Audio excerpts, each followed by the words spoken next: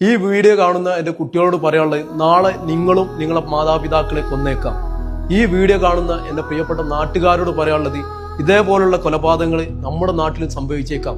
നമ്മൾ ശ്രദ്ധിച്ചേ മതിയാവുള്ളൂ.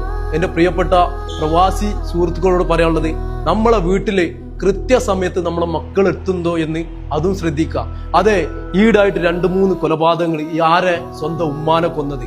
ഇന്ന് എൻ്റെ തിരൂരങ്ങാടി മണ്ഡലത്തിൽപ്പെട്ട ഒരു പഞ്ചായത്തിൽ സ്വന്തം ഉമ്മ കിച്ചണില് രോഗിയാണ്, പാവുമ്മ ക്യാൻസർ രോഗിയാണ്. ആ ഉമ്മാനെ വാളെടുത്ത് വെട്ടി സിലിണ്ടർ എടുത്ത് തല അടിച്ച് പൊട്ടിച്ച് കൊന്ന്. എന്നിട്ട് പറയാണ് മാനസിക രോഗിയാന്ന്. എങ്ങനെ മാനസിക രോഗിയാന്ന് നിങ്ങൾ ആരും ശ്രദ്ധിച്ച? അതെ, അവൻ MDM കഞ്ചാവിന് അടിമനാണ്. ഇത് കിട്ടാത്തത് കൊണ്ടാണ് അവൻ മാനസിക രോഗിയായത്. പിന്നെ എന്റെ നാട്ടുകാരോട് പറയാനുള്ളത്, ഈ ലഹരിക്കെതിരെയുള്ള ഒരുപാട് ഉത്ബോധന ക്ലാസുകൾ നിങ്ങൾ സംഘടിപ്പിച്ചേ മതിയാവും. നിങ്ങൾ പ്രവാസി സമൂഹത്തിനോട് നിങ്ങൾ ഒരുപാട് പല ആവശ്യത്തിനും പൈസകൾ ചോദിക്കുന്നുണ്ട്. ഇതേപോലെ നല്ല ഒരുപാട് കുട്ടികൾക്ക് മെസ്സേജ് പാസ് ചെയ്യുന്ന ഒരുപാട് ആളുകൾ നാട്ടില്, അവരൊന്ന് വിളിച്ച് ഓരോ പഞ്ചായത്തിൽ, വാർഡിൽ, ഡിവിഷനിലൊക്കെ വെച്ചിട്ട് ഉത്ബോധനം കൊടുക്കുക. ലഹരി നമ്മളെ എവിടെ ചെന്നെത്തിക്കുന്നു, എന്നിട്ട് നാട്ടിൽ നിന്ന് കൊലപാതകങ്ങൾ കാണിച്ചു കൊടുക്കുക. സ്വന്തം മാതാവിനെ 10 മാസം ഗർഭം ധരിച്ച മോനാണ് വെട്ടിക്കൊല്ലണത്. എനിക്കറിയാം, എന്റെ വൈഫ് ഗർഭിണി ആയിരിക്കുമ്പോ രാത്രി ആയാലും ഒന്ന് തിരിഞ്ഞു കിടക്കണമെങ്കിൽ അത് പ്രയാസപ്പെടുന്നത്. അപ്പോഴാണ് ഞാൻ ചിന്തിക്കണേ, എന്റെ ഉമ്മ എന്നെ ഗർഭം ധരിക്കുമ്പോൾ എത്ര ബുദ്ധിമുട്ടുള്ളത്.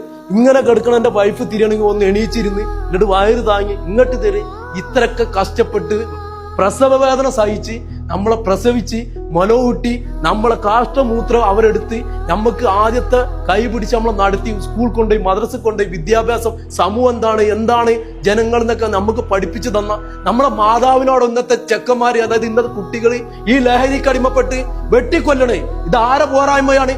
ഓരോ മഹലിന്റെ പോരായ്മ തന്നെയാണ്, ഓരോ രാഷ്ട്രീയക്കാരുടെ പോരായ്മ തന്നെയാണ്, ഓരോ പൊതുപ്രവർത്തകരെ പോരായ്മ തന്നെയാണ്. സ്വന്തം പാർട്ടിയെയും സംഘടനയും വളർത്താൻ ഒരുപാട് പൈസ നിങ്ങൾ ചെലവാക്കണ്ടേ. ഈ ലഹരിക്കെതിരെ ഒരു ക്യാമ്പ് സംഘടിപ്പിക്കാം. എന്നിട്ട് ഇതേപോലെ ലഹരിക്ക് പെട്ട ആളുകളെ തന്നെ ഇതിൽ നിന്ന് നമ്മൾ കൊണ്ടുവന്നിട്ട് അവർക്ക് ക്ലാസ് കൊടുത്ത് നന്നാക്കാൻ നോക്കാം.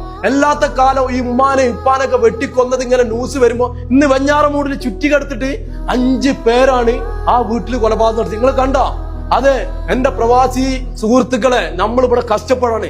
നമ്മൾ ജീവിതത്തിന്റെ 2 അറ്റവും കൂട്ടിമുട്ടിക്കാൻ പെടാപ്പെടുന്ന സമയത്ത് നമ്മളൊക്കെ ആഗ്രഹം എന്താണ്? നമ്മളെ മക്കള് നല്ല വിദ്യാഭ്യാസം കൊടുക്കണം. നമുക്ക് ഏതായാലും വിദ്യാഭ്യാസം കുറവ്. അതുകൊണ്ടല്ല നമ്മളിവിടെ ഈ ഗ്രോസറിയിലും സൂപ്പർ മാർക്കറ്റിലും അവിടെ ഇവിടെ ജോലി ചെയ്യണത്.